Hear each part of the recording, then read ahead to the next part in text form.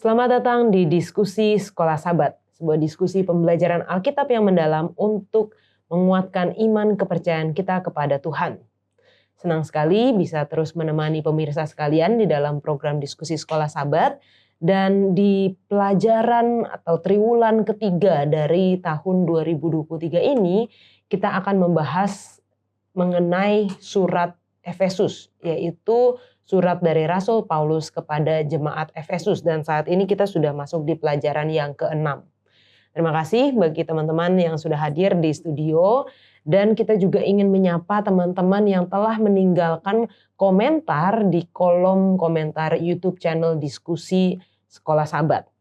Baik, untuk yang pertama mungkin boleh minta Pendeta Wilson untuk membacakan komentar yang telah masuk.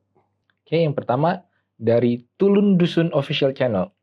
Salam dari Kota Belut, Sabah. Sudah lama sekali menulis komen sebab terlalu suka mendengar pembahasannya. Ingin sekali mendengarnya dan punya buku Sekolah Sabat sendiri. Kemudian kedua dari Dorlina Sitorus. Terima kasih atas pembahasan pelajaran Sekolah Sabat yang begitu jelas. Lalu yang ketiga dari Kuisin. Shalom saudara seiman. Terima kasih grup ini memberi pencerahan Sekolah Sabat yang terbaik dan senang dimengertikan fokus iman. Tuhan memberkati dari Sabah, Malaysia. Amin, puji Tuhan. Kita banyak teman-teman dari Sabah ya yang setia untuk mengikuti pelajaran Sekolah Sabat. Selanjutnya dari Peter, silakan. Terima kasih. Pertama dari Ermie Jotal. Shalom dari Bogawan.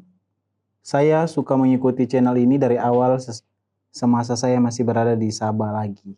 Yang kedua ada Willy Sui. Terima kasih pelajaran Sekolah Sabat yang sangat memuaskan. Kebetulan saya belum memiliki buku Sekolah Sabat. Salam dari Gereja Advent Ulu Dusun Sadan, Sabah, Malaysia. Salam jumpa lagi triwulan ketiga. Yang terakhir ada Yuli Sahan. Terima kasih untuk pelajaran Sekolah Sabatnya. Amin, puji Tuhan. Terakhir dari Kak Ade. Goodson Nainggolan katanya terima kasih atas pelajaran Sekolah Sabat yang menguatkan iman kepercayaan kita. Amin. Dari Ice Souhuat. Terima kasih untuk penerangan firman Tuhan lewat diskusi Sekolah Sabat. Tuhan memberkati. Salam dari Jemaat Getsemani Saumlaki, Maluku Tenggara. Dan yang terakhir, Bos 23 Channel. Hadir. Salam dari pedalaman Papua. Wow, puji Tuhan. Salam kembali ya untuk jemaat yang ada di Maluku Tenggara dan juga di pedalaman Papua, serta yang teman-teman yang menyaksikan diskusi Sekolah Sabat ini. Tadi ada juga ya yang belum mendapatkan buku Sekolah Sabat, jadi kami kembali menawarkan kepada teman-teman yang mungkin sulit untuk mendapatkan buku ini tapi senang untuk belajar bersama dengan kami. Ya walaupun bisa mengikuti melalui video, tetapi bisa juga untuk kami kirimkan buku ini dengan cuma-cuma ke tempat atau alamat Anda masing-masing. Hubungi saja nomor call center Hope Channel Indonesia dan katakan saya ingin memiliki buku Sekolah Sabat dan kami akan mengirimkan ke tempat Anda masing-masing sehingga kita dapat belajar bersama. Pelajaran sepanjang triwulan ini adalah tentang surat Paulus kepada jemaat Efesus, dan di pelajaran ke-6, misteri Injil. Ada apa dengan Injil sehingga disebutkan ada misteri di dalamnya. Injil yang adalah kabar baik, yang adalah bagaimana Kristus Yesus anak Allah telah turun ke dunia untuk mati menebus manusia dari dalam dosa, merupakan satu kabar yang seharusnya sangat sederhana, namun ada misteri di dalamnya. Kita akan mempelajari ada apa dengan Injil dan misteri di dalamnya. Efesus adalah kota terbesar keempat dari Kekaisaran Romawi. Dengan jumlah penduduk sekitar 250.000, Efesus merupakan ibu kota dari salah satu provinsi paling kaya di wilayah yang kita kenal saat ini sebagai Asia Kecil. Menulis suratnya dari dalam penjara, Paulus mengkhawatirkan orang percaya di Efesus menjadi tawar hati dan melupakan apa artinya menjadi pengikut Kristus dalam budaya masyarakat kota Efesus yang canggih dan menikmati kemakmuran. Dia berusaha untuk menarik mereka kembali ke dalam iman Kristiani, mengobarkan kembali api kesetiaan kepada Kristus, dan membangkitkan kembali sukacita yang menjadi bagian dari kelompok Allah di dalam dunia, yaitu gerejanya. Belajar dari surat Efesus, milikilah kesempatan untuk mendapatkan kembali cinta pertama, kasih yang mula-mula, kegembiraan mengikuti Yesus, di zaman yang sungguh menantang.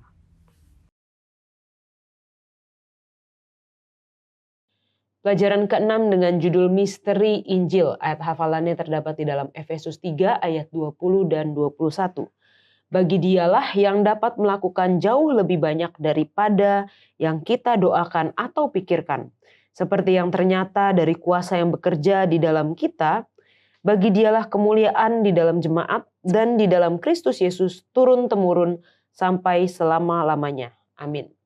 Kita akan membuka diskusi kita dengan doa yang dibawakan oleh Ade. Mari kita berdoa. Maha besar Bapa di surga, terima kasih Tuhan untuk kesempatan untuk kami dapat kembali belajar dari firman-Mu. Saat ini kami membutuhkan Roh Kudus Tuhan untuk dapat memberikan kami pengertian apa yang Tuhan ingin sampaikan melalui pelajaran dari Efesus ini Tuhan, dan Engkau juga yang sanggupkan kami untuk dapat melakukannya. Terima kasih Tuhan, dalam nama Yesus kami berdoa. Amin. Amin.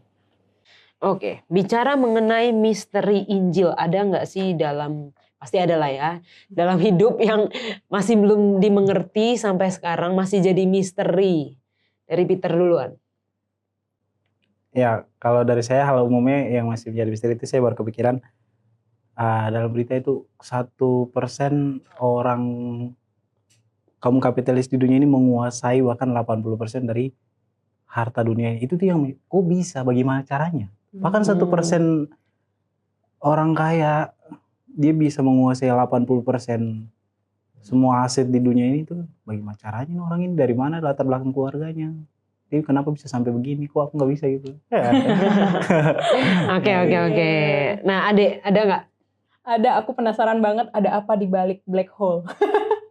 Aku suka banget nyari tahu. Kayak googling apa sih. Jadi tiap kali ada updatean apa kamera terbaru untuk melihat black hole. Aku penasaran.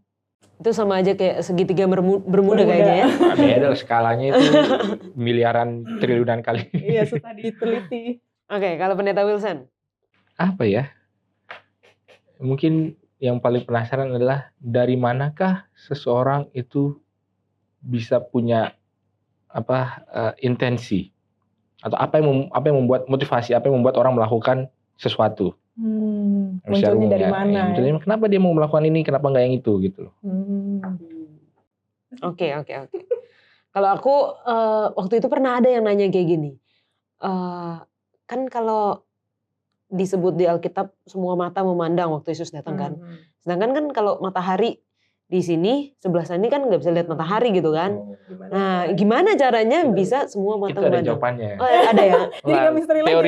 Teorinya kan kalau di Wahyu kan itu kan kayak bumi bergoncang apa segala bergoncang. Itu ada yang bilang katanya bahwa bumi itu kan bulat. Terus dia mengkerut terus menjadi kayak inside out gitu loh. Kalau dia inside out, terus Tuhan ada di tengah-tengah. Kan semua mata bisa ngeliat. Itu katanya. Katanya. Itulah kenapa begitu banyak bencana di Wahyu adalah itu dalam apa yang membuat ketika bumi luarnya itu jadi ke dalam gitu. Ada yang pernah bilang juga ini, jadi kayak muter gitu, dalam kecepatan yang sangat tinggi sehingga semua orang bisa memandang. Semua sekarang udah pakai Oculus gitu kan. Oke, thank you. Nah, ngomongin soal misteri Injil. Injil itu kan tadi seperti udah saya sebutkan juga kabar baik gitu ya. Terus harusnya tuh sangat sederhana sehingga seorang anak kecil pun bisa mengerti. Tapi kenapa di judul kita, pelajaran kita itu misteri Injil. Nah, Peter, silahkan. Mungkin yang mau dikasih lihat dari sekolah sahabat ini untuk kita adalah tulisan-tulisan Rasul Paulus yang mana dia bisa ditugaskan atau dipercayakan untuk bangsa-bangsa lain itu boleh memiliki keselamatan. Karena kalau kita lihat mundur ke belakang sedikit, tidak pernah membicarakan keselamatan itu kepada bangsa-bangsa lain. Tapi tiba-tiba seorang Paulus yang nggak ada track riwayat sama sekali pengikut Yesus, tidak pernah mendengarkan khotbah Yesus, bahkan dia penentang. Bumerang yang dalam hidupnya, dia menemukan Yesus dan dia menjadi salah satu orang yang berani untuk membawa kebenaran itu kepada orang-orang luar. Itulah sebabnya kenapa dibilang misteri. Terima kasih. Kalau dari Ade ada tambahan? Mungkin ya, karena kalau minggu lalu kan kita belajar bagaimana keselamatan itu dibukakan kepada non Yahudi gitu. Dan itu sesuatu yang baru. Buat aku kan tadinya apa sih yang misteri? Ternyata kalau kita tadi ngobrol-ngobrol juga, ternyata itu ada sesuatu yang di luar dugaan atau tidak pernah terbayangkan sebelumnya oleh orang saat itu, bahwa yang tadinya mereka pikir adalah hanya milik mereka, ternyata itu dibukakan kepada semua orang lah, bisa dibilang bukan hanya mereka. Dan bahkan di Roh Nubuat dikatakan bahwa ini akan dipelajari sepanjang masa, kayak bagaimana bisa kasih itu dibukakan kepada semua orang, dan bagaimana itu bisa diberikan kepada setiap orang, dan bagaimana kasih Tuhan itu sendiri yang benar-benar kayak nggak bisa dibayangkan, bisa diberikan kepada kita yang berdosa. Oke, Pendeta Wilson. Ya, mungkin juga yang menjadi misteri adalah kenapa Allah itu adalah kasih. Kan seperti kan seolah-olah suatu hal yang arbitrary gitu kan. Bagaimana kita mengatur alam semesta, kalau saya yang desain kan bisa karena merit, karena maksudnya merit bukan ringan, maksudnya meritokrasi berdasarkan hasil atau berdasarkan fear gitu kan, orang menggovern atau memerintah berdasarkan ketakutan. Tapi kenapa berdasarkan kasih? Bukankah itu sesuatu yang paling paling ribet lah sebenarnya, paling susah untuk dilakukan. Kenapa? Mungkin suatu misteri juga bagi orang-orang yang terbiasa untuk, kalau saya mau sesuatu itu bisa jalan, ya saya suruh. Karena ada reward dan punishment-nya. Tapi kenapa kasih? Nah, mungkin kayak gitu. Itu mungkin sulit dipahami oleh orang. Karena Injil adalah tentang kasih itu sendiri. Oke. Nah, menurut kalian bisa nggak sih sebenarnya sebagai orang Kristen kita tuh mengerti sepenuhnya akan Injil gitu? Karena kan kita diminta untuk membawa kabar Injil kan. Tapi kalau kita nggak ngerti, kan bingung juga kita mau bawain apa, kita mau jelasin apa ke orang. Bisa nggak sih kita sepenuhnya mengerti akan Injil, atau bakal ada nih hal-hal yang kayak klisenya nanti di surga kita tanya sama Tuhan gitu ya. Gimana, Adek? Kalau kayak yang berdasarkan yang aku bilang tadi, berarti nggak akan kita mengerti sepenuhnya saat ini gitu. Jadi itu akan menjadi satu pelajaran yang akan kita cari kenapa, dan akan tidak akan pernah memuaskan. Kayak bagaimana Tuhan, aku juga masih baru dapatnya tuh bertanya-tanya, ngapain Tuhan repot-repot mengirimkan Yesus, setelah menciptakan harus mengirim Yesus, harus melakukan ini selama di bumi dan segala macam skenario-nya. Sementara tinggal hilang, bikin baru, atau kayak gitu lah. Atau lebih gampangnya, udah nggak usah dibikin sekalian gitu. Atau udah langsung set aja sesuatu sesuai dengan keinginan Tuhan gitu kan. Kalau dibilang Tuhan itu kasihnya kenapa, ribet banget gitu. Jadi itu adalah sesuatu yang akan dipelajari seumur hidup sepanjang masa. Oke. Kalau memahami sih ya. Tapi kalau untuk keseluruhan Injil, nggak mungkin, karena ada banyak, karena kita manusia berdosa masih punya banyak kekurangan dan tidak bisa memahami maksud-maksud Allah yang jauh melampaui di atas. Jadi kayak hal contoh dari pribadi saya, kayak kitab Wahyu itu aja kalau baca tuh masih bingung banget ini maksudnya apa gitu. Terus kalau suka dengerin orang jelasin 2300 pagi dan petang, segampang itu dapatnya dari mana gitu, ataupun pendidikannya gimana. Ya itulah contoh-contoh kecil ya sederhana yang saya dapatkan dalam keseharian dalam mempelajari kitab suci. Nah, berarti kalau misalnya kita menginjil itu kita akan bawa sesuai dengan pengertian kita aja gitu ya. Gimana, Dek? Sejauh yang saat itu dapat dibukakan sama Tuhan yang kita dapat mengerti sih. Karena Oke, Peter dulu deh. Aku ingat pernah dalam pelayanan, ini perkataannya itu dari Pendeta Wilson juga sih. Tapi karena poinnya sama kayak yang tadi aku ngomong, jadi aku ngomong aja. Daripada nanti diambil sama pastor. Dia punya banyak stok kok. Jadi belajar kitab ini kayak ada macam-macam. Kayak saya belajar, ya saya baca Alkitab, ya coba baca Alkitab. Ada yang meditasi, ada juga yang belajar sharing, tapi ada juga belajar untuk mengajar orang lain. Jadi sehubungan dengan pertanyaan Kak Yola, apakah kita menginjil itu sesuai dengan kebutuhan kita saja? Kalau kita buat ngajarin orang, kita butuh effort lebih. Kita harus invest tenaga, pikiran, waktu, materi. Kita harus supaya apa yang kita ajarkan, karena jangan sampai Injil yang sebagus ini rusak karena ketidakpahaman saya yang kurang mengerti menjelaskan poin-poinnya jadi rusak. Dan itu justru menghina pekerjaan Tuhan. Oke, gimana tanggapannya? Ya sebenarnya sih kita harus bisa melihat sebenarnya Injil itu apa. Mungkin kita tidak bisa menjelaskan seluruh apa ya kalau nanti di dalam Efesus 3 kan dalamnya, lebarnya, luasnya, apa tingginya daripada kasih Allah atau dari Injil itu sendiri. Tetapi kalau pertanyaannya, apakah kita bisa membuat Injil itu dipahami cukup supaya orang paling nggak tertarik untuk apa ya punya pengalaman lebih jauh dengan Injil ya? Kalau menurut dari saya sih harusnya sih bisa ya, karena kalau Injil itu tidak bisa dijelaskan, kita bawa ke orang sebenarnya kita bawa apa sih? Kita bawa sesuatu yang tidak bisa kita jelaskan nih. Karena sesuatu itu tidak dijelaskan, pasti ini sesuatu yang baik kan? Nggak gitu juga kan? Kita harus bisa membuat sebenarnya apa sih esensi daripada Injil itu sendiri. Nah kadang-kadang mungkin orang ya tidak mengerti. Kayak contohnya di kuartal yang lalu kita belajar mengenai pekabaran kosmis kan, 3 pekabaran kosmis kan. Kalau ditanya apa bedanya Injil dengan Injil yang kekal? Nah, orang kan dulu, Injil itu apa? Injil yang kekal apa? Apakah sama, apakah berbeda?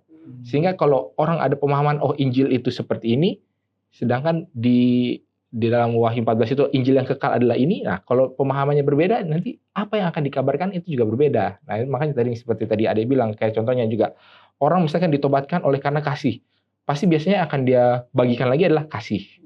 Tapi kalau orang ditobatkan karena takut akan nubuatan, oh nanti akan ini antikristus ini begini, 6 begini, itulah yang akan dikhotbahkan. Orang ditobatkan oleh karena dia melihat pengetahuan dalam, oh seperti bisa menjawab pertanyaan hidup, itulah makanya dia akan, jadi ya itu sangat kontekstual terhadap apa yang orang itu cari dan apa yang dicari orang. Itu begitu. Oke, thank you Pendeta Wilson. Nah ini langsung pertanyaan ke Pendeta Wilson lagi nih. Karena kita pengen tahu konteks dari penulisan surat Efesus ini, terutama di pasal ketiga. Artinya kan kita udah belajar dari 1-2, kita udah tahu pekan lalu kita belajar di Efesus 2 latar belakangnya memang ada tembok pemisah gitu kan antara yang di pelataran luar bait suci itu. Nah, Efesus 3 ini apakah sama latar belakangnya? Lalu 6 pasal ini ditulis di waktu yang bersamaan ataukah ada jeda-jeda waktunya, ada tahunnya mungkin kalau pendeta tahu gitu. Jadi sebenarnya mungkin pertanyaan yang lebih mudah untuk dijawab dulu. Biasanya kalau dibilang dia adalah surat, biasanya itu ditulis dalam satu sekaligus lah. Apakah dia satu gulungan atau 2 gulungan tergantung seberapa panjang suratnya ya dan tapi biasanya itu ditulis sekali jalan. Itu mungkin lebih mudah dijawab. Sehingga biasanya kan dari pasal 1 sampai pasal 6 yang kita miliki di sini ya harusnya satu kesatuan. Karena kan kalau ketika orang menulis pertama-tama ditulis kan tidak ada pasal, tidak ada ayat. Iya, dan memang nggak ada pembagian-pembagian nggak ada pemisah, perikop itu nggak ada, apalah judul subjudul itu nggak ada. Jadi kalau bilang satu kesatuan, ya itu satu kesatuan. Lalu kemudian kalau ditanya apa sih background daripada kitab Efesus ini, surat Efesus ini dituliskan? Ya mungkin kembali pengalaman seperti apa yang Paulus miliki ketika dia ada di Efesus. Ya, di Efesus itu kita tahu adalah kota besar, ibu kota daripada wilayah Asia Minor, dari provinsi Asia Minor daripada Kekaisaran Roma. Di sana ada juga penyembahan kuil Artemis atau Diana. Lalu kemudian ada juga diceritanya di dalam Kisah Para Rasul, ini pokoknya yang berdasarkan Alkitab ya, tentang di sana ada industri pembuatan patung dari perak. Jadi itu sangat kafir lah kalau bilang, sangat memuja dewa-dewi. Ya mungkin seperti itu kalau backgroundnya. Nah, lalu kemudian kenapa ini dituliskan seperti ini Efesus 1, 2, dan 3? Kita melihat bahwa Efesus 1 itu menjelaskan siapakah Yesus itu sendiri. Lalu Efesus 2 itu menjelaskan tentang bagaimana orang yang dulunya tidak mengenal Allah bisa mengenal Allah dan boleh dan harus dan bisa diterima. Dan lalu kemudian pasal ketiga ini membahas, inilah ternyata yang menjadi misteri. Kok ternyata orang-orang seperti ini kok boleh juga menerima atau mengenal Allah. Nah itu mungkin kalau konteks daripada kenapa pasal 3 ini dituliskan adalah untuk menjawab hal yang itu. Menjawab apa yang sudah dibangun di pasal 1 dan 2 bahwa ada Yesus sebagai penyelamat. Lalu kemudian ada orang-orang yang belum kenal Yesus. Lalu kemudian yang ketiga, ya inilah misterinya. Kenapa orang-orang yang tadinya bukan orang pilihan boleh juga mendapatkan pengenalan yang sama. Lalu kemudian 4, 5, 6-nya baru yang lebih praktikal. Karena kalau kita lihat di akhir daripada pasal 3-nya kan ditutup dengan doa. Dengan amin lah ya. Orang kira kalau amin udah selesai. Tapi ternyata masih ada halaman lembar baliknya gitu. Mungkin kalau di istilah sekarang ternyata lembar baliknya ada. Lembar baliknya atau pasal 456 ini yang lebih kepada praktikalnya. Lebih kepada hubungan satu dengan yang lain. Bagaimana digambarkan bahwa gereja itu seperti adalah tubuh, jemaat itu seperti adalah pernikahan, seperti adalah prajurit, seperti ada bangunan. Nah, mungkin seperti itu nanti. Oke. Nah, kita lihat di ayat 1 ya, Efesus 3 ayat 1 itu diceritakan di situ Paulus yang dipenjarakan karena Kristus Yesus untuk kamu orang-orang yang tidak mengenal Allah. Artinya pada saat itu memang Paulus sedang di dalam penjara ya. Dan kayaknya beda gitu konteks kalau dari pelajaran kita dengan Yohanes yang di Pulau Patmos. Beda gitu dengan yang Paulus di dalam penjara. Kira-kira bayangan penjara pada zaman Paulus itu kayak gimana sih? Ya, kalau di dalam sejarahnya sebenarnya kan Paulus itu ada orang bilang 2 kali di penjara. Jadi bukan cuma 1 kali. Nah, yang ada di Alkitab rujukan atau menuju kepada Paulus di dalam penjara itu Paulus di penjara yang pertama kali. Silas. Maksudnya yang di Roma, maksudnya yang di Roma. Kalau dia pernah di penjara di Filipi, kalau nggak salah itu yang Silas itu pernah juga di penjara. Tapi maksudnya konteks Paulus di penjara di Roma. Karena secara tradisional orang tahu bahwa Paulus itu meninggal di Roma karena dieksekusi oleh Kaisar Nero. Tapi pemenjaraannya itu bukan pemenjaraan yang terjadi di sejarah yang masih ditulis di surat-surat Paulus. Itu sempat dikeluarkan lagi, lalu kemudian dia masuk penjara berikutnya yang tidak tercatat di Alkitab, tapi tercatat dari tulisan gereja mula-mula atau bapak-bapak gereja. Nah, kalau kondisinya seperti apa? Sebenarnya di dalam Roma itu kan dia menulis juga dari Roma kepada orang Roma dan dia di penjara. Di situ dijelaskan bahwa dia masih di penjara tapi masih tahanan rumah. Jadi sebenarnya kalau dibilang apakah berat, apakah ini enggak juga, karena ketika dia sampai di penjara di Roma yang pertama adalah karena apa? Dia naik banding kepada Kaisar sebagai orang Roma yang merasa tidak adil diadili oleh pengadilan-pengadilan di bawahnya yang bukan pengadilan ya mungkin kejaksaan agungnya yang harusnya berwenang. Roma gitu, yang harusnya berwenang menangani. Sehingga mungkin dia bukan tahanan yang kayak ya kalau dia tahanan yang memang orang penjahat ya pasti kan ya udahlah nggak ada yang peduli. Tapi dia kan mungkin tahanan misalnya tahanan kehormatan lah atau gimana gitu, penjahat politik lah atau apa gitu yang sebenarnya bukan karena dia mencuri, membunuh apa ya udahlah gitu. Jadi kalau dibilang apakah keadaannya berat, ya mungkin tidak seberat kalau dia adalah memang penjahat yang ditahan sebagai tahanan ya penjahat biasa gitu loh. Mungkin itu. Tapi ini dua-duanya yang 1 dan 2 itu yang di tahanan rumah gitu juga. Oke.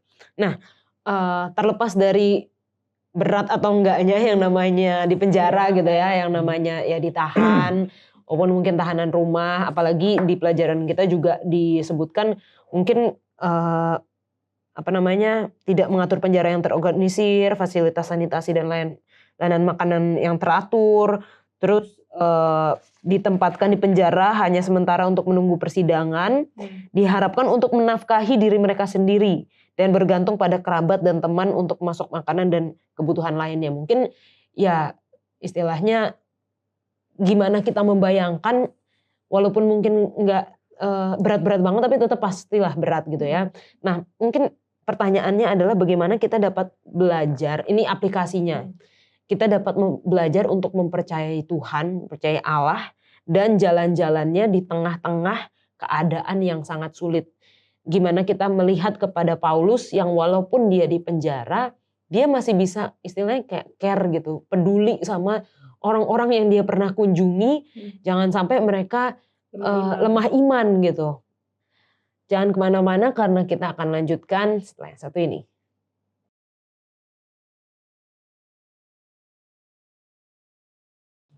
Oke, kita lanjut lagi. Gimana deh untuk belajar mempercayai Allah pada saat masa sulit? Kalau aku secara pribadi dan mungkin kita juga ya, nggak akan percaya sama orang yang belum kita kenal ya nggak sih? Kita nggak akan mempercayakan sesuatu yang apalagi berharga atau krusial kepada seorang yang tidak dikenal. Jadi untuk bisa percaya pada Tuhan pada saat sulit adalah menjalin hubungan. Supaya kita tahu bahwa oh orang ini bisa dipercaya nggak sih, bisa diandalkan nggak sih ketika masa baik, masa sulit, masa apapun. Sehingga masa sulit itu tidak menjadi satu, nggak perlu ragu gitu bahwa oh saya sudah mengenal dia pernah melakukan ini sama saya di masa lalu dan itu akan membuat saya yakin bahwa dia juga akan bisa diandalkan di masa yang sulit sekalipun. Jadi by experience lah Iya, ya. By hubungan. experience. Jadi karena udah kenal, menjalin hubungan, punya pengalaman-pengalaman kecil hingga ketika itu ada sesuatu yang besar pun saya bisa percaya. Oke. Kalau Peter, apa masa tersulit di dalam hidupmu, Peter? Ya waktu pandemi ya. Hmm. Bukan kayak aku aja, kayaknya semua orang deh. Tapi memang pas apes banget sih sampai Jakarta pas kondisi pandemi. Ya kan ada pepatah bilang ibu kota lebih kejam dari ibu tiri. Dan itu aku rasakan itu. Tapi disitulah pengalamanku bersama Tuhan. Nah, sesulit apapun kalau kita bersama dengan Tuhan pasti dipermudah. Tapi nggak seinstan yang kita bayangkan, karena kalau dipermudah semua berarti Tuhan nggak mendidik kita juga. Tapi itulah kondisi-kondisi sangat-sangat sulit dalam hidupku. Tapi puji Tuhan semua lancar-lancar sampai sekarang. Semua itu karena, dan yang membuat aku bisa percaya sama Tuhan itu karena pengalaman bersama Tuhan. Dari hari ke hari itu pengalaman-pengalaman di masa lalu bersama Tuhan membuat aku percaya bahwa di masa lalu aja Tuhan tolong aku, apalagi di masa depan. Kalau dia nggak tolong aku nggak mungkin sampai di titik ini. Jadi aku udah ngelewatin banyak banget pengalaman bersama Tuhan. Ngapain aku harus ragu untuk ke depan? Pahit. Amin. Kita tidak perlu khawatir akan masa depan kecuali kita lupa penyertaan dan Tuhan di masa lalu. pengajaran Tuhan. Masalahnya adalah kalau itu sesuatu yang berkesinambungan, ya, maksudnya sesuatu yang kita lewati, gitu kan? Atau kalau makin sulit, udah bisa, makanya terus lebih sulit lagi masih bisa. Tapi bagaimana ketika sesuatu tiba-tiba langsung berubah, gitu ya? Contohnya Ayub. Apakah dia tidak beriman? Oh ya, dia beriman, dia setia. Tiba-tiba sesuatu berubah yang tidak dia ketahui. Menurut dia Tuhan kan begini-begini, setia apa segala kita. Tiba-tiba kayak ada sesuatu yang berubah gitu. Sebenarnya kan pas di titik itulah yang Meragukan. Karena kok Tuhan kan dulunya begini. Tapi tiba-tiba berubah, bagaimana? Kalau tadinya oke, saya sulit, terus ada sedikit lebih sulit lagi bisa, ada sedikit lagi, itu kan masih konsisten terhadap ya bagaimana Tuhan menginikan. Tapi kalau sesuatu tiba-tiba berubah, ini sulit karena pendeta yang nanya. Iya. Jadi aku belum pernah nanya, ini mau nanya mau jelasin. enggak, ya. Sebenarnya juga menambahkan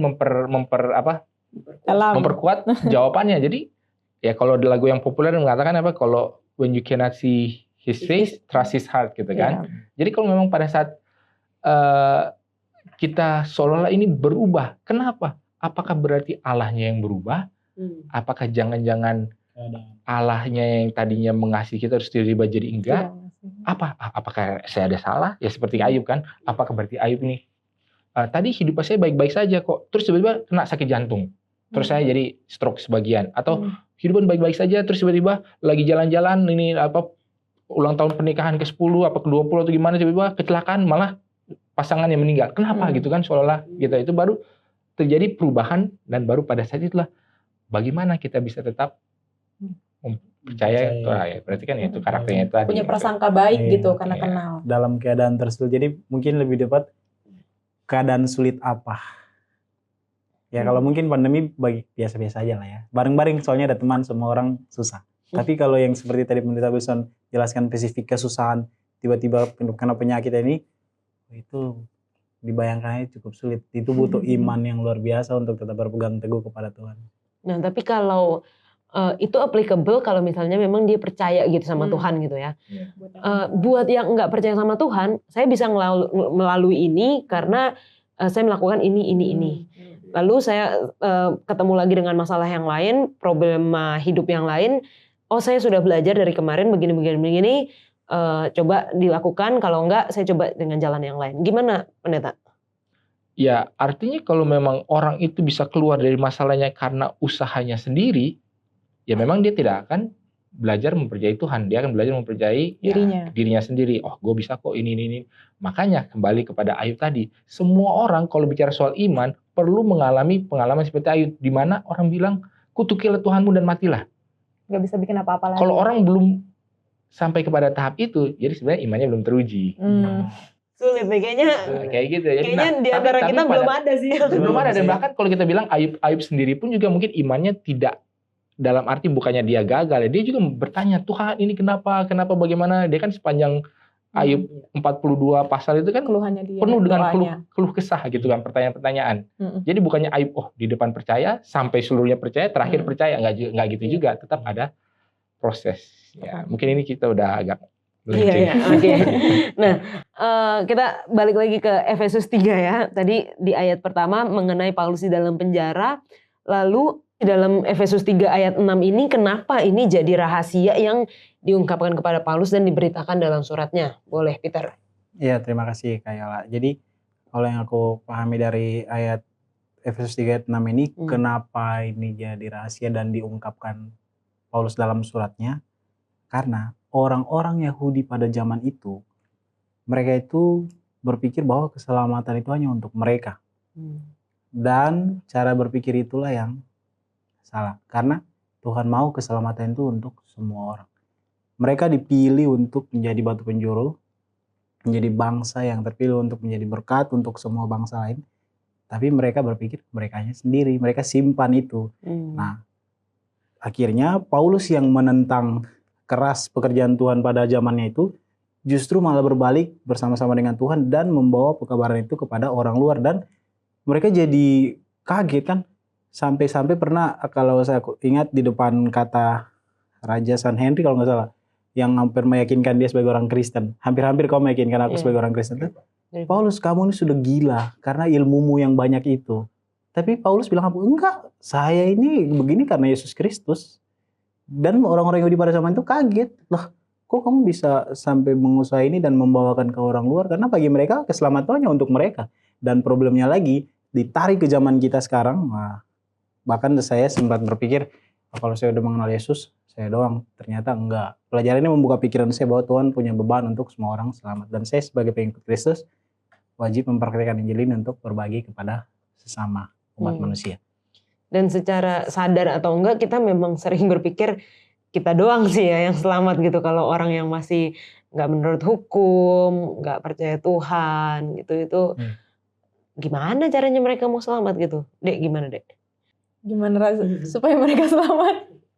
Disampaikan. Jadi tadi aku kalau ngomongin kenapa rahasia itu diungkapkan adalah supaya mereka mengerti, mereka mendapatkan pengertian atau pengetahuan bahwa yang tadi itu sudah disampaikan, dan itu mengubah sikap mereka. Misalnya sebelumnya mereka begitu inklusif, begitu eksklusif, menutup diri, merasa sudah lebih benar, sudah akan satu-satunya yang pasti selamat, sehingga mereka menganggap remeh bangsa lain, atau melihat bahwa apapun yang mereka lakukan sepertinya tidak berpengaruh untuk mengubah keselamatan itu. Jadi pengungkapan ini mengubah sikap mereka sih. Tapi kalau kita melihat juga bahwa Efesus ini jangan salah, ini bukan dituliskan kepada orang-orang Yahudinya, tapi justru kepada orang Efesus. Jadi ini sebenarnya adalah bukan teguran kepada orang Yahudi, itu terpisah, tapi lebih kepada kabar baik yang adalah Injil itu kepada orang-orang non-Yahudi yang ada di Efesus. Jadi bahwa kamu ini bisa loh ternyata juga selamat gitu. Jadi mungkin orang yang aduh kayaknya gue gak mungkin selamat, atau kayaknya tidak ada pengharapan atau apa. Enggak, bahwa Tuhan memberikan keselamatan itu juga untuk kamu gitu. Dan itu sebenarnya adalah inti daripada pekabaran yang disampaikan kepada jemaat di Efesus. Sehingga kalau kamu ini sudah diberikan untuk selamat, mendapat kasih karunia, ya hiduplah seperti orang yang sudah diselamatkan gitu. Jangan lagi masih dibelenggu dengan dosa, jangan lagi masih saling berseteru satu dengan yang lain. Makanya 456 itu yang sangat praktikal. Yang tadi kita sudah disebutkan adalah karena itu. Cara jadi hidup. Ini karena kamu sudah diselamatkan, ya hiduplah seperti orang yang memang tahu bahwa sudah diselamatkan. Jadi mungkin itu. Oke.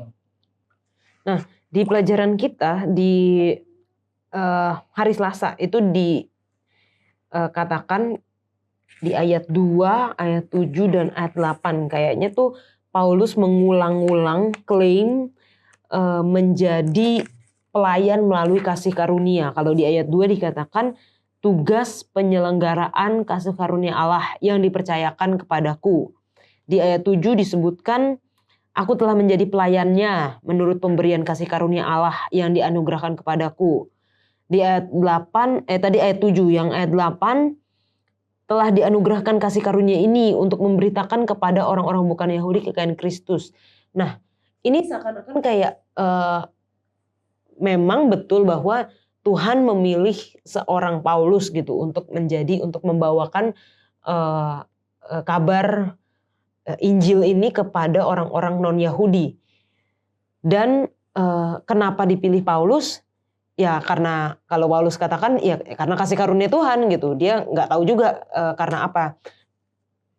Aplikasinya buat kita. Apakah kita itu kalau misalnya mau melayani Tuhan itu kayak nunggu dulu dipilih Tuhan gitu. Karena kan ada ayat juga yang katakan bukan kamu yang memilih aku, tapi aku yang memilih kamu gitu. Bagaimana terutama bagi Peter lah di sini yang pernah terjun langsung di dalam pelayanan, apakah memang Peter yang memilih untuk melayani atau Tuhan yang memanggil atau memilih Peter untuk itu? Menurut kamu gimana? Kalau dalam pelayanan, yang saya dapatkan dalam pelayanan satu poin, saya memilih untuk ada di dalam pelayanan itu pertama untuk memperbaiki diri saya, karena di luar sana itu kehidupan dalam pelayanan itu berbeda dengan kehidupan di luar. Jadi awalnya sih itu berdoa ya, karena untuk menentukan menuju ke dalam pelayanan itu nggak mudah, butuh pergumulan, berdoa. Tapi kalau dalam, ya ini pengalaman pribadi bisa dirasakan pribadi-pribadi, tidak ada rumusnya atau kalau yang saya sih tidak ada yang saya rasakan pribadi untuk dalam pelayanan. Saya berdoa, kemudian saya rasakan panggilan itu, saya menyerahkan diri untuk melayani, dan satu poin yang saya dapatkan dalam pelayanan itu, saya diubahkan. Cara berpikir, cara ngomong, sikap, sopan santun, itu diubahkan di dalam pelayanan itu. Karena saya belajar firman Tuhan untuk melayani orang. Ya, saya ingat satu ayat, segala tulisan yang di dalam Kanal 2 Timotius 3 ayat 16, segala tulisan yang di dalam Kanal yang bermanfaat untuk mengajar, menyatakan kesalahan, perbaiki kelakuan, dan mendidik orang dalam mendidik orang dalam kebenaran. Nah, itu saya dapatkan 4 poin itu dalam pelayanan yang mengubah saya. Sehingga saya tetap memilih untuk ada dalam pelayanan itu karena saya mau tetap untuk menjadi baik. Oke. Kalau Adek? Aku kalau di pelajaran awal-awal kan kita belajar bahwa kita memang ditetapkan dari awal ya, ditetapkan untuk dapat hidup kudus. Ada rencana Tuhan untuk kita hidup kudus. Sehingga itu sebenarnya panggilannya untuk semua yang Tuhan tetapkan untuk hidup kudus ini. Dan kemudian itu ada panggilan setelah hidup kudus lalu apa. Dan itulah kurasa panggilannya. Dan kita punya pilihan untuk merespon panggilan itu. Kalau dari saya sih, sebenarnya ini juga menjadi analogi terhadap Yahudi dan non-Yahudi. Dalam arti begini, bukan dalam arti bahwa dari semua orang saya pilih Paulus dan itulah kasih karunia, makanya saya buat Paulus, saya pilih kasih karunia. Tapi ini jadi misteri, ternyata bukan Paulus saja yang dipilih oleh Allah. Kamu kiri kanan semua manusia itu juga dipilih. Dan kenapa? Bukan karena mereka juga hebat, tapi karena kasih karunia. Jadi itu mungkin yang bisa menggambarkan misteri yang orang Yahudi itu mungkin tidak bisa pahami. Kenapa orang non Yahudi itu juga bisa selamat? Ya sekarang bagi kita mungkin salah satu yang bisa kita analogikan adalah misteri bahwa ternyata semua orang juga berhak untuk melayani. Dan bukan karena mereka sudah tidak berdosa lagi. Jadi jangan bilang, kamu masih merokok, kamu masih minum minuman, kamu masih beristri 2 gitu kan. Oleh karena itu kamu nggak boleh menjadi pelayan Tuhan. Enggak, misterinya adalah orang-orang yang seperti itu pun oleh kasih karunia bisa, boleh, dan harus melayani Tuhan. Bagi kita nggak masuk akal. Dia harus bertobat dulu, dia harus ini sebelum dia bisa baca firman. Enggak, semua oleh kasih karunia. Mungkin itulah menjadi misteri. Dan itu yang membuat kalau dibawakan seperti itu, mungkin para pemisteri atau mungkin masa sih? Bener, kayaknya nggak. Makanya jadi misteri kan. Itulah sebenarnya perasaan yang mungkin orang-orang Yahudi pada zaman Paulus juga pikirkan ketika mendengar orang kafir ini pun juga bisa selamat. Itulah yang kita rasakan, kita bilang si pemabuk ini juga ternyata bisa juga menjadi pelayan Tuhan. Kenapa? Ya misteri kan, nggak mungkin lah, salah Tuhan apa ya? Mungkin kayak gitu, itulah misterinya. Jadi masing-masing kita istilahnya kayak dipilih Tuhan dan dipanggil Tuhan dalam kapasitas kita masing-masing ya. Jadi kasih karunia-Nya adalah bahwa semua orang itu dipilih tanpa memandang apakah dia pintar, apakah dia bodoh, apakah dia kaya, miskin, berdosa, tidak, pokoknya semua orang dipilih untuk melayani Tuhan. Dan kenapa mereka dipilih? Karena kasih karunia. Itulah misterinya. Oke, thank you. Nah, jangan kemana-mana teman-teman, karena kita akan melanjutkan diskusi kita setelah yang satu ini.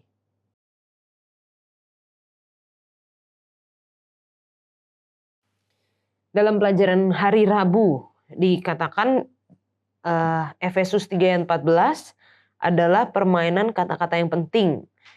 Bapa, dia sedang menyelidiki hubungan kesamaan bunyi antara kata Yunani untuk bapa, pater, dan istilah Yunani untuk keluarga, patria. Nah, kita bisa lihat di dalam Efesus 3 ayat 14 dan 15, itulah sebabnya aku sujud kepada Bapa yang daripadanya semua turunan yang di dalam sorga dan di atas bumi menerima namanya. Mungkin Pendeta Wilson boleh jelaskan lebih. Ya, mungkin kalau kita lihat dari katanya sendiri antara pater dan patria, kita merasa mungkin patria ini adalah kata turunan daripada pater.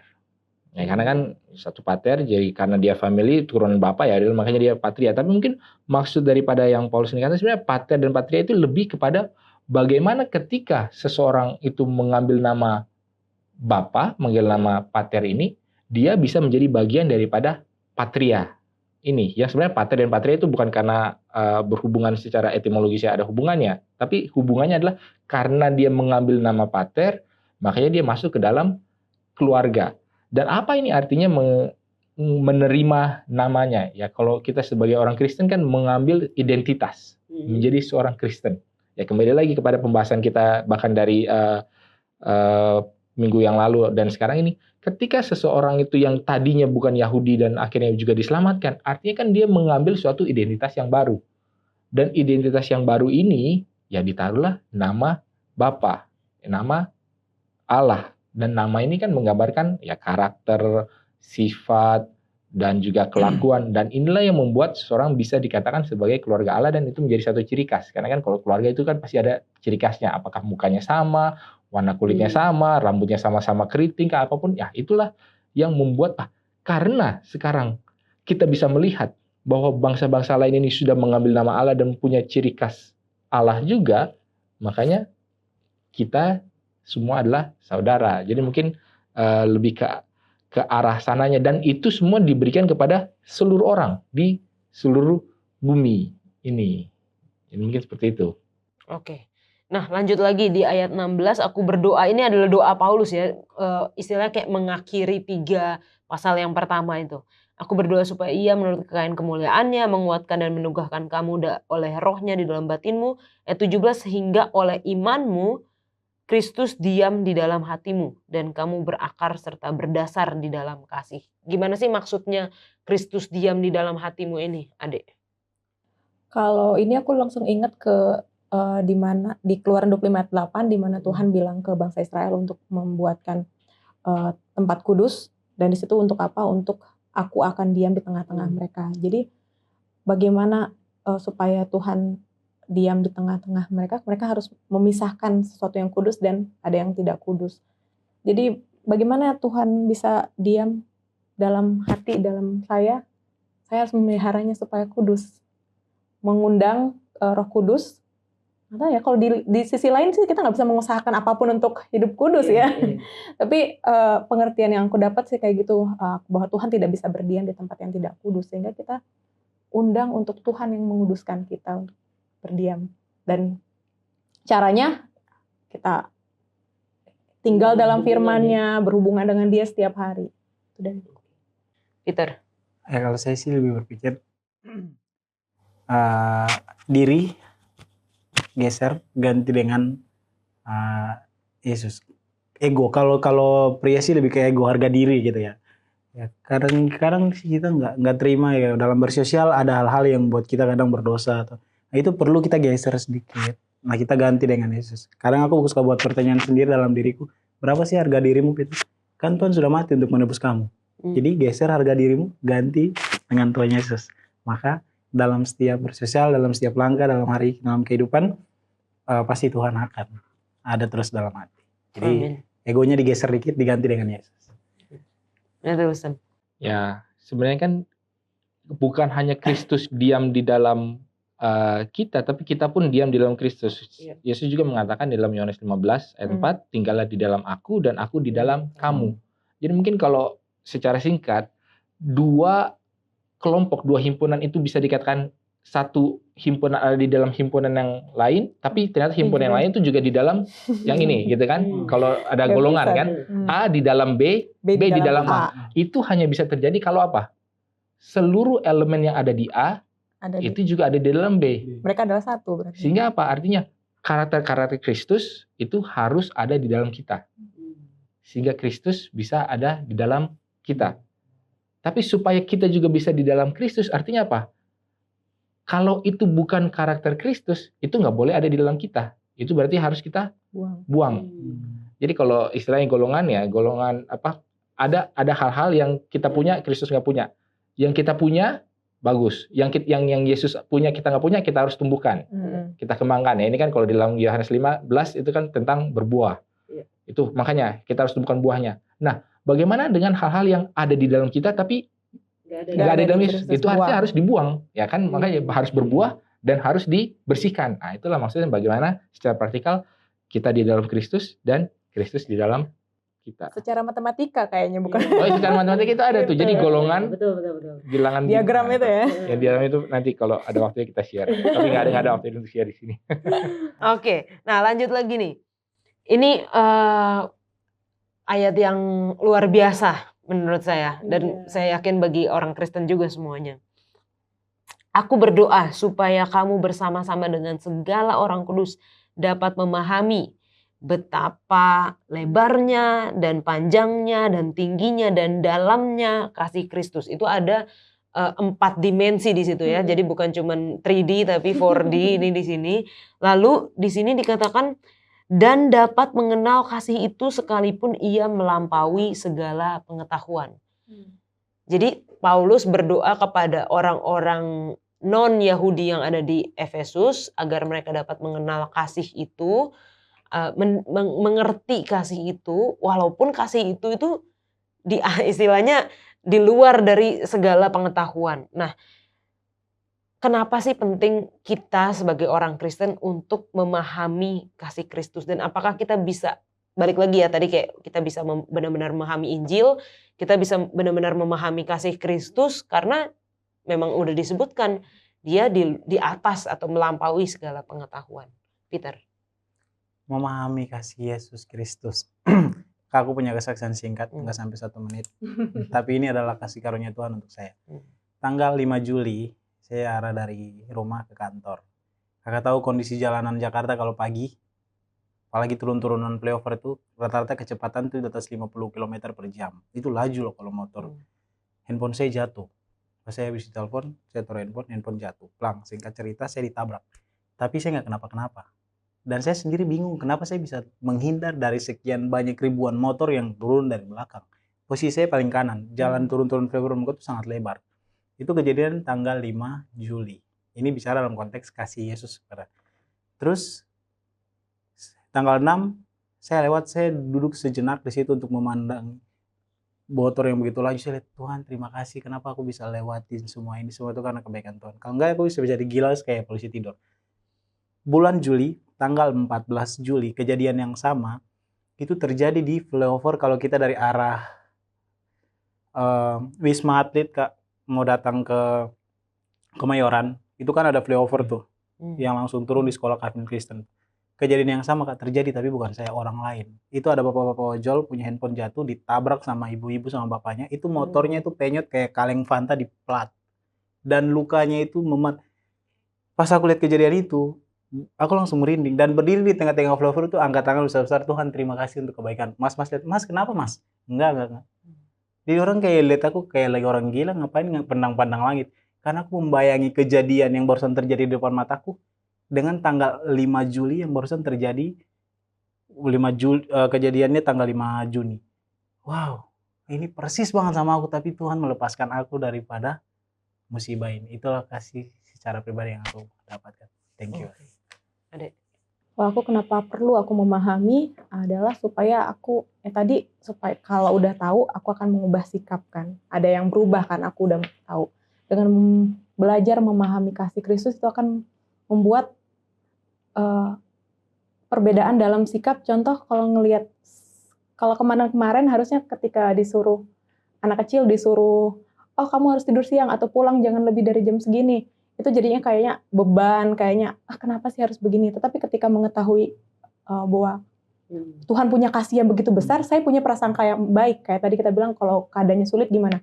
Prasangka baik saya adalah saya nggak ngerti sekarang kenapa Tuhan suruh saya kayak gini, tapi saya tahu ini pasti bagus ujungnya. Tuhan pasti punya sesuatu yang baik. Jadi kasih itu membuat saya lebih paham dengan apa yang terjadi, melihatnya dengan lebih luas, dan melihat hukum itu tidak menjadi satu beban ketika harus menurut Tuhan itu bukan satu keharusan, tapi jadi satu privilege bahwa wah saya sedang melakukan sesuatu bagi orang yang mengasihi saya dengan begitu luas lebar dalamnya.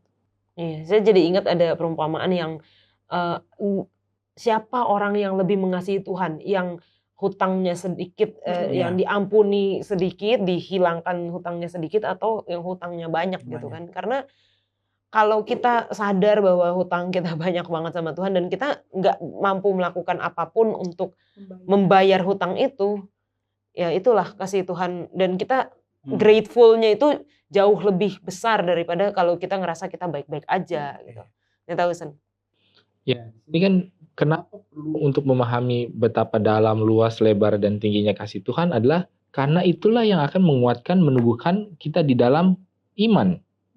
Ya kan kalau di dalam ayat sebelumnya mana tadi ayat 17-nya kan, sehingga oleh imanmu Kristus diam di dalam hatimu dan berakar serta berdasar di dalam kasih. Jadi seringkali kita merasa iman itu adalah suatu komitmen terhadap sesuatu yang kita nggak tahu, kita nggak pernah lihat, nggak ada buktinya, nggak ada rasanya, tapi oleh iman saya percaya. Nggak juga, ada dasarnya ternyata. Betul, iman ada dasar dari yang lain-lain, tetapi ternyata dasar daripada iman itu adalah kasih. Kenapa? Kayak contohnya, saya mengalami suatu permasalahan. Kenapa saya harus tetap beriman? Karena ya saya tahu bahwa Allah itu adalah kasih. Dan inilah pentingnya mengetahui bahwa ya betapa dalam, luas, lebar, tingginya kasih Allah. Karena segala sesuatu bisa hancur ataupun berantakan di dalam kehidupan kita, itu bertanya-tanya, Tuhan, apa nih sekarang? Kenapa kita masih tetap harus beriman? Ya itu karena ya yang saya tahu, yang saya alami, yang saya baca, yang saya dengar, yang orang bilang bahwa Allah itu adalah kasih. Walaupun sekarang tidak terlihat kasihnya itu di mana, tapi itulah yang saya jadikan landasan.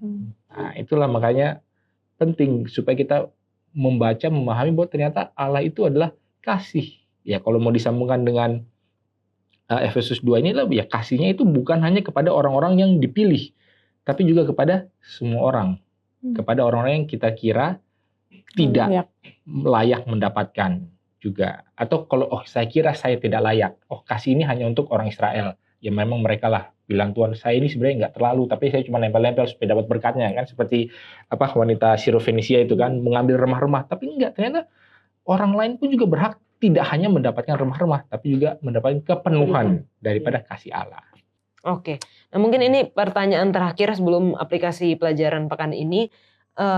Paulus menutup pasal 3 dengan pujian kepada Tuhan, dan ini sudah kita pelajari di pelajaran sebelum-sebelumnya bagaimana Paulus ini selalu ya menaikkan pujian syukur kepada Tuhan, kayak memuliakan Tuhan. Gimana caranya kita bisa belajar dari Paulus untuk selalu mengucap syukur dalam segala hal, dan adakah hubungan ucapan syukurnya Paulus ini dengan si misteri Injil? Langsung ke Pendeta Wilson. Ya mungkin kalau salah satu yang penting adalah untuk diketahui bahwa orang-orang di Ancient Near East atau timur dekat kuno itu adalah percaya bahwa kata-kata itu punya kuasa.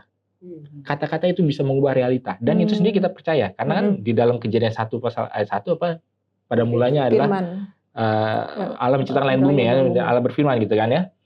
Jadi itulah kenapa kata-kata ucapan syukur pun juga perlu diucapkan bahkan ketika keadaan sekeliling itu tidak menggambarkan realita yang ada. Karena kita percaya kata-kata syukur itu akan mengubah realita. Kayak contohnya tadi sudah disebut, Paulus pernah di penjara, dan salah satu yang paling terkenal adalah ketika di penjara di Filipi kan dengan Silas kan, apa yang dilakukan? Menyanyi, dan itulah yang mengubah realitas gitu kan. Yang realitasnya tadi penjara ternyata diubah, mungkin ada suasana surga, sehingga karena suasana surga, ya siapa yang ada di surga? Malaikat datang, karena itu seperti suasana surga. Akhirnya malaikat ya mungkin seperti itu, maksudnya bisa mengubah keadaan. Dan itulah kenapa pentingnya perlu supaya bisa menaikkan pujian dan syukur seperti yang Paulus juga lakukan. Oke, thank you. Nah, terakhir nih dari teman-teman semua, apa aplikasi dari pelajaran pekan ini? Peter, silahkan. Oke, thank you Kak.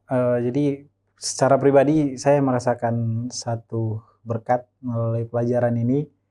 Karena saya merasa bahwa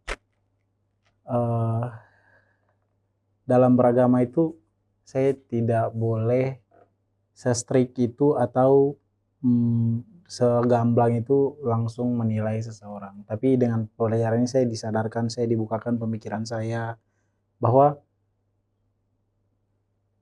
ada kasih Yesus yang perlu saya bagikan juga untuk orang lain. Yang kedua, saya dapatin poinnya di sini bahwa kasih Tuhan itu sungguh luar biasa. Jadi nggak ada salahnya untuk kita tetap bersyukur, tetap berdoa, dan tetap menikmati berkat-berkat Tuhan yang ada. Gitu. Adik? Dari aku merasa perlunya untuk mengenal Tuhan, mengambil waktu untuk mengenal Tuhan, sehingga misteri itu boleh aku mengerti sedikit demi sedikit. Jadi dan pada akhirnya berharap tadi bahwa itu akan menjadi landasan apapun yang aku lakukan gitu kan. Karena saat ini mungkin dibilang, oh ya Tuhan kasih, tapi itu belum begitu menggerakkan aku gitu untuk melakukan. Tapi dan karena masih merasa berat mau melakukan apa-apa, masih harus nggak ya gitu. Tapi ketika misteri itu semakin aku mengerti, kasih itu semakin aku rasakan, hubungan itu semakin kuat yang udah terjalin, itu akan membuat semuanya lebih ringan. Kayak tadi berat, karena aku punya prasangka baik sama Tuhan, bahwa Tuhan tidak pernah punya sesuatu yang jelek buat aku. Amin. Love is the greatest motivation. Amen. Ya mungkin kalau dari saya sih pentingnya antara hubungan kasih dengan kasih karunia. Karena mungkin kita bilang soal kasih karunia Yahudi non-Yahudi, kita selalu melihat kepada orang lain yang jauh di masa lalu. Atau bahkan kalau kita coba konteksnya sekarang, itu saya dengan orang-orang lain. Tetapi sebenarnya yang bisa lebih dekat adalah saya dengan diri saya sendiri. Bagaimana ternyata saya bisa mengatakan Allah itu adalah kasih. Kenapa? Karena kasih karunia Allah saya alami, saya yang tadinya tidak pantas, tidak boleh, sangat tidak layak mendapatkan keselamatan, ternyata juga itu diaplikasikan kepada saya. Nah ternyata orang kafir ini, Gentile ini yang kita sebutkan orang Noah ini, itulah saya.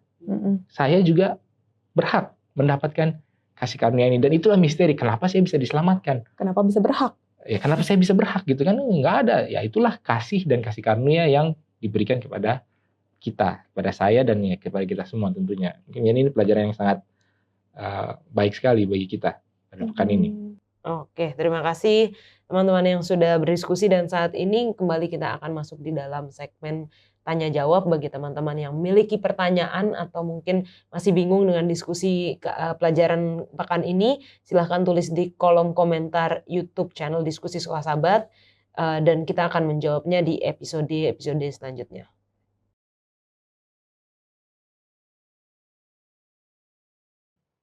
Oke, kita ada di dalam sesi tanya jawab, dan kita akan menjawab pertanyaan dari teman-teman yang telah menuliskan di kolom komentar YouTube Diskusi Sekolah Sabat. Sudah bersama dengan kita Pendeta Hezky yang akan menjawab pertanyaan dari teman-teman semua. Nah, pertanyaan pertama ini Pendeta. Oke, Yola. Efesus 2 ayat 8. Karena kasih karunia kamu diselamatkan oleh iman. Seperti apa ilustrasi yang mudah untuk mengerti ayat ini? Hubungan kasih karunia dengan iman. Hubungan kasih karunia dan iman. Jadi mungkin mau mencari pengertian yang lebih mudah, jadi pakai ilustrasi ya. Oke, sebelum pergi kepada ilustrasi, jadi kita harus ingat terlebih dahulu bahwa kita diselamatkan bukan kasih karunia plus iman. Kita murni diselamatkan oleh karena kasih karunia. Sesuatu yang nggak layak kita terima tapi diberikan kepada kita. Respon kita, itu bagiannya Tuhan ya, itu partnya Tuhan untuk memberikan kasih karunia. Iman itu sebenarnya bukan the ways, bukan cara kita diselamatkan, bukan. Tetapi itu hanyalah channel. Itu hanyalah channel atau saluran jalur keselamatan. Ayat-ayat tertentu mungkin bisa menjadi penguatan bagi kita, misalnya Roma pasal 4 ayat 3. Roma pasal 4 ayat 3. Mau menggambarkan bahwa iman itu hanyalah channel, bukan cara lain untuk selamat. Oke.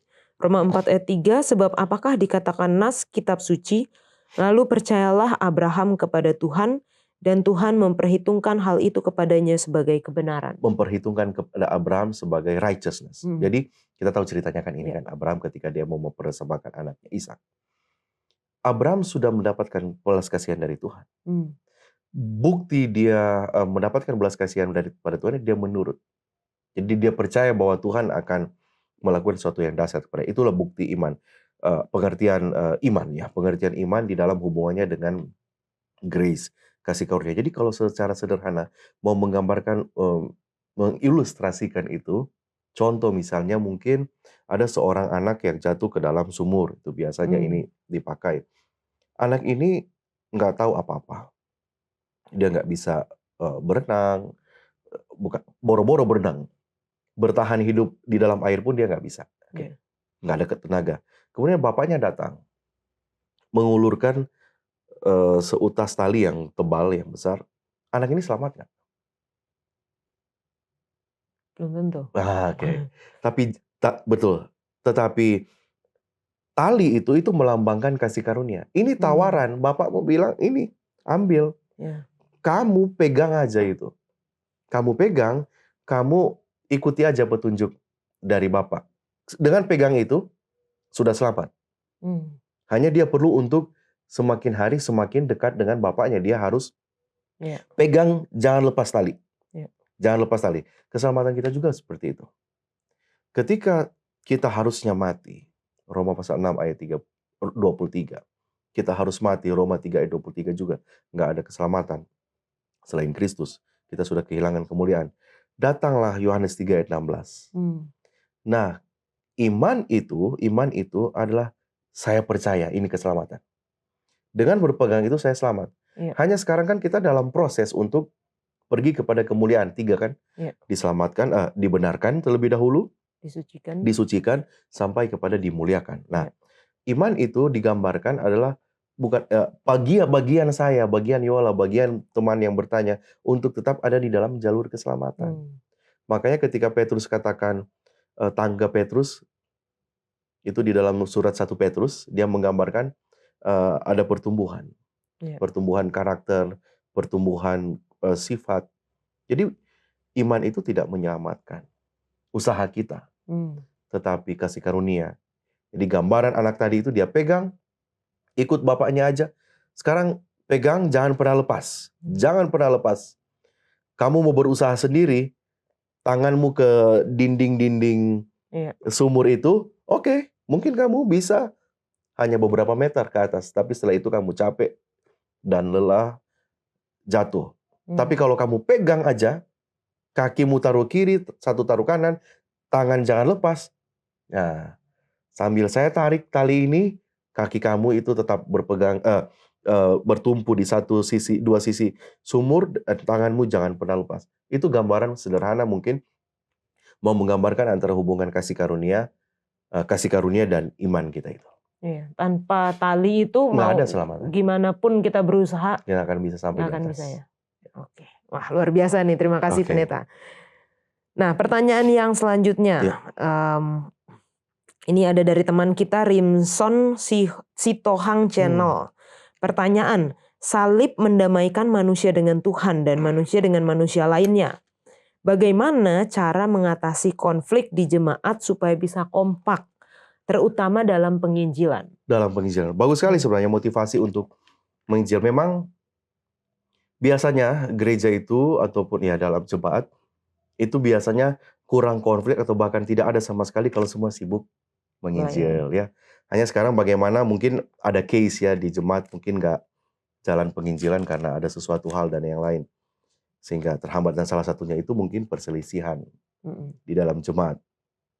Mungkin ilustrasi yang terbaik sekarang yang bisa saya tawarkan kepada saudara penanya juga, mungkin kita boleh baca Mazmur 133.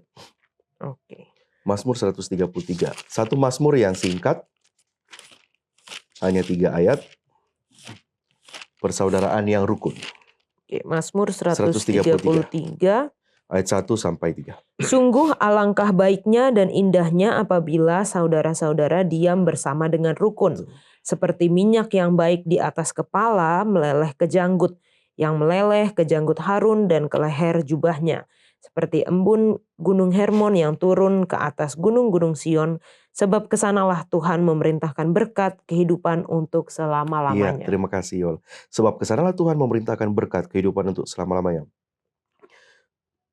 Membawa jiwa kepada Tuhan itu adalah salah satu berkat. Dan itu hasilnya bahkan surga pun bersuka cita. Nah, namun untuk bisa sampai ke sana harus hidup rukun, kata pemazmur dalam hal ini Daud, harus hidup rukun. Itu akan indah, itu akan baik. Terus dia ilustrasikan seperti minyak. Harun imam. Kalau Harun imam diminyaki itu, mungkin kita tidak punya banyak waktu, di dalam Keluaran 30-31 itu ada gambaran tentang minyak urapan. Ya. Minyak urapan itu yaitu minyak yang dipakaikan, yang di Tuhan memerintahkan Musa kan untuk membuat, mungkin saya pikir baca saja ayatnya secara singkat. Keluaran pasal 30.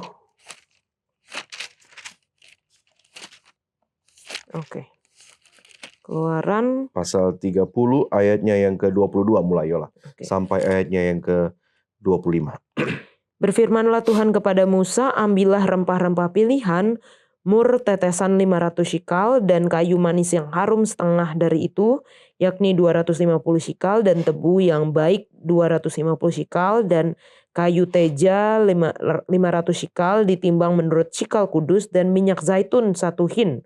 Haruslah kau buat semuanya itu menjadi minyak urapan yang kudus, suatu campuran rempah-rempah yang dicampur dengan cermat seperti buatan seorang tukang campur rempah-rempah. Itulah yang harus menjadi minyak urapan yang kudus. Ya. Jadi inilah gambaran yang dipakai oleh Daud. Jadi dia mau gambarkan untuk bisa jemaat itu diberkati dengan membawa dalam penginjilan dalam hal ini harus hidup rukun. Kehidupan yang rukun itu diibaratkan seperti minyak urapan Harun. Banyak kan di sini mur, kayu manis, kayu teja, tebu, dan minyak zaitun. Nah, gambarkan seperti ini mungkin ya.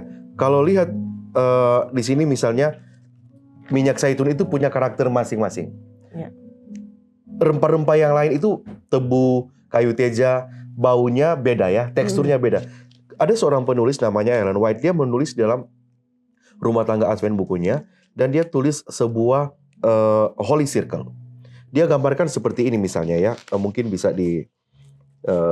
mau ilustrasikan. Ini kan pertanyaan bagaimana supaya berhasil dalam penginjilan, kesatuan dalam jemaat. Holy Circle itu saya ibaratkan seperti angka-angka di dalam jam dinding ya. Jam dinding, kalau kita lihat angka-angka seperti ini. Kalau dari sini, angka ini misalnya, ke sini dia jauh dong. Jauh kan? Dia lebih dekat ke sini. Ini lebih dekat ke sini, ini lebih dekat ke sini. Bagaimana supaya mereka semakin dekat? Kemudian dia bilang, taruh titik di tengah, dan masing-masing ini melihat dan berjalan menuju ke titik itu.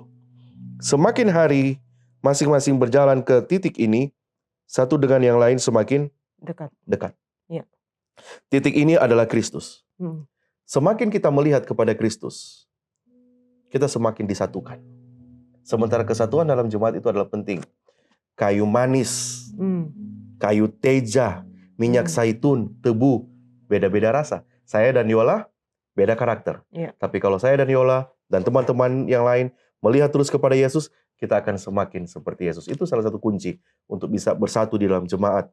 Menerima satu dengan yang lain, melihat kepada Yesus. Ya, jadi Kristus yang menjadi pusat. Betul. Dan kita sama-sama mendekat kepada Kristus. Yes. Baik, terima kasih pendeta untuk penjelasannya. Semoga ini juga menjawab ya bagi teman-teman. Dan kalau masih ada pertanyaan silahkan tuliskan di kolom komentar YouTube Diskusi Sekolah Sabat. Dan kita akan menjawabnya bersama dengan narasumber-narasumber yang pastinya memberikan penjelasan yang luar biasa, puji Tuhan. Baik, kita akan kembali ke studio.